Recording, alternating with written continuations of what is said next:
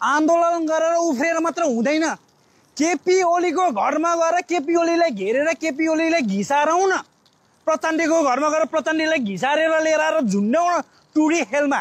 केपीले झुन्ड्याउँ टुडी खेलमा, अनि शेरबहादुरले झुन्ड्याउँ टुडी खेलमा, दीपक खड्काले झुन्ड्याउँ टुडी खेलमा। जो भ्रष्टाचार छ त्यसलाई लिएर टुडी खेलमा झुन्ड्याउँ न, घिसारौँ न। अनि आन्दोलनको उद्देश्य के हो? आन्दोलन गरेर के अरे सडकमा गएर उफ्रिने मात्र हो कि केही उद्देश्य छ? उद्देश्यविहीन, उद्देश्य केही छैन। केही नगर्ने हो भने किन आन्दोलन गर्ने?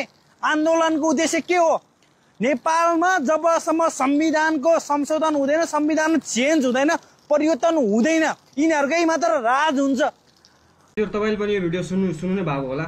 म पनि यही नै भन्न चाहन्छु कि यो बीचमा चाहिँ आन्दोलन चाहिँ गरेर केही मतलब छैन हैन। त्यो मैले एउटा भिडियो पनि हेरेको थिएँ।